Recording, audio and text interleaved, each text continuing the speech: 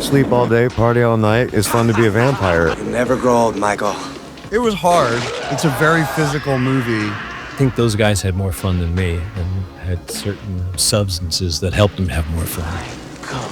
Michael. When I look back at my career, what were the most painful movies to get through? Lost Boys was definitely the most painful. It was really new territory, definitely for the studio, but also for us. The Lost Boys, Real Revelations. It was really a children's movie at that time. It became something different because the original script was garbage. Lost Boys was written for much younger characters, 12, 13-year-olds. And Joel had made the change that he wanted it to be kind of early 20s. Want to get something to eat? Okay. Joel really sold it pretty hard. Jason Patric came in the first day I was seeing people. Jason had done a film called Solar Babies, but nobody really knew him yet. Back then, there weren't movies like this, so it wasn't attractive at first. There was absolutely no one with those looks and that talent at 18 right at that moment. And he didn't want to do the movie. Because the script wasn't the movie you see today, but, he kept at it and decided to do it. For 6 weeks, we met almost every day, at least a couple of times a week with Jason. And for me to talk him into doing the movie, he was afraid it would be an exploitation horror movie. We gotta stick together, Sam. We gotta stick together, bro. He's very serious about his acting. He didn't want to do a teenage vampire movie. Jason was a very serious actor, and he took it very seriously. And it gave me a confidence that the film was going to be rooted in some kind of reality, even though it's so unbelievably unrealistic. He was there to try and make the best film he could. This wasn't, I need this much money to get me to my next job. This was, how do we make this really cool and special? I felt a lot of pressure a lot of time because I'm in it more than everybody else, and I have to sort of balance the supernatural and the family stuff and all that back and forth. Would you stay home with Sam? Look, Sam is old enough to stay by himself right now. Everything to do with kids and vampires and horror stuff was really cheesy. And I've said it before because I turned the movie down a bunch of times. I said, well, why'd you turn that movie down? Well, because it stunk. I mean, the script wasn't very good. And again, you've never seen that stuff before. He did a lot of the battling with Joel, kind of on behalf of the rest of us, to make the script what it ultimately became and justifying certain actions for our characters, et cetera, et cetera. And so I really appreciated that he took the lead on that. Where is she? Joel told me when he got me to do the movie, he said, okay, I'm not wearing makeup and I'm not flying. Then about 3 months in, he comes to my trailer, he goes, you're gonna have to wear some makeup. We're gonna do a little bit of flying. I always thought of parts as what can I give to the part at this point in my life, not what is this part gonna give to me. But who made The Lost Boys unforgettable? I had one of the greatest casts in the world, and that makes the movie. Billy Wirth was a model in New York. Brooke McCarter was just starting out. Alex Winter had just graduated from film school at NYU. He was the youngest. I couldn't find anyone to play the part of The head of the vampires. Kiefer came in, and I think we probably had one of the shortest talks in the world. You didn't even audition. No. It is like falling in love. It's like, it's out there, and you don't know what it is, and then you sort of know exactly what you were looking for. You're eating maggots. How do they taste? In my mind, I thought that Star would be this little pixie that lived on the beach with this young boy, the Lilith vampire. I kept running around looking for pixie blondes. I knew Jami because I had worked with her and I was doing a play with her at the time, so I actually brought her in to read for Joel. I will be forever grateful to this day. Jami Gertz was actually there, yes. I remember that the way they shot it, I think, that Joel wanted her to, or me to take her top off, but she didn't want to be exposed, so the way I had to synchronize when the camera moved around us, that my hands would sort of cover her.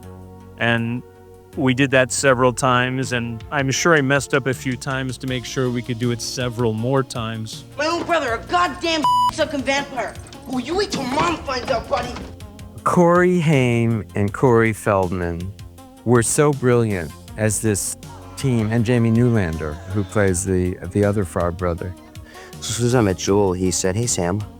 And I was like, "But that's the character. You mean I got it?" And he's like, "Yeah." And I'm like, "Wicked." Basically, he gave me an order to go out and rent all the Stallone movies and all the Chuck Norris movies, like Rambo and First Blood and Missing in Action, all those kind of movies. He said, that is your character. I told them they were Marines, commandos. Well, they don't think they're funny. They're going to kill vampires. You know, they really take themselves very seriously, and they believe every word of what they're saying about themselves or whatever it is they believe in. Holy Empire Hotel. And Santa Carla's secrets ran deep. We shot the film in two places. We shot it in Los Angeles and we shot it in Santa Cruz in the very, very beginning. And in Santa Cruz, it felt very disjointed. There were two units. It didn't feel as cohesive an experience, for me at least. He's right in that it was disjointed. I had no idea what was going on. And I remember showing up for the first day when I got brought in to Santa Cruz, and it was the beach scene, and it was like Tim all oiled up and like garbage cans filled with fire and thousands of extras. I was just like, what the am I in? Like, what movie is this? Hi, Thorne. Say hello, Thorne. Well, how may I help you this evening? We had 2 trucks full of wardrobe that were for all the sequences where the Ferris wheel and on the boardwalk and everything. And we had punk rock clothes and crazy clothes. And we ordered about 500 extras from Santa Cruz. They were locals. They came with their own clothes.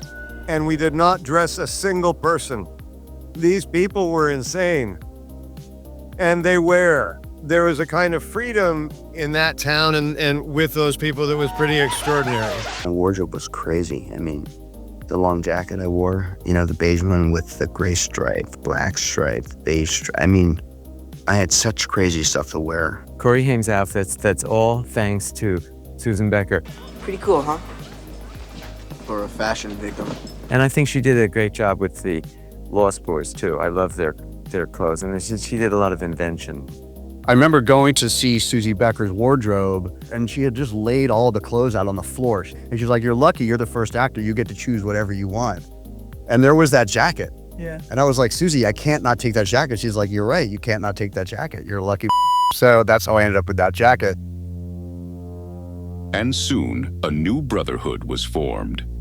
I just spent a couple of months with him beforehand because I just really wanted you to believe that those two were brothers. The way they talk, the way they act physically. Hey, guys, no running in the house! The way they cut each other off. I'm your brother, Sammy. Help me! Because I thought that that's the reality, the spine of the movie. Please. If you don't have a base of reality, all the fantastical stuff doesn't matter. What about Mom? Just don't tell her anything. And he was very receptive, and Joel was great at creating that. But I mean, most of the stuff with Corey and I, we're making up our dialogue, or at least working on it, and then that became the script. You need your sunglasses, talk on the phone. It was sort of like his big brother, and when he'd get out of line, I'd put him back in line, or if he was messing around, or if he wasn't on time. I don't want you going down there. Well, I'm going. That happens, so, you know, that aspect of life definitely played itself into the movie. Even though you're a vampire, you're still my brother. Jason Patric's humility anchored a classic. Lost Boys is Lost Boys because of Joel. He got the guy who shot Raging Bull and Taxi Driver, Michael Chapman, and then he got all these actors. The reason the movie has lasted is because of that effort and because of the involvement of the people that he picked. It's one of the rare movies that every single little component matters, because if they were gone, it wouldn't be the movie. If that dog wasn't in there, it's really not the movie. If, you know, Chance isn't that little boy that barely has any dialogue, it's not the same movie. I mean, it's called The Lost Boys, but Billy and Brooke and Alex, they barely have any dialogue, yet they're who you remember because of their presence. I don't think anyone thought that it would become, you know, basically the Wizard of Oz of horror movies that everyone watches, you know, twice a year. What's happening? Let me start. If you removed any one bit, and you can't say that about a lot of movies, If you removed one bit from this movie, it is not the same movie. So, now you know what we are. Now you know what you are.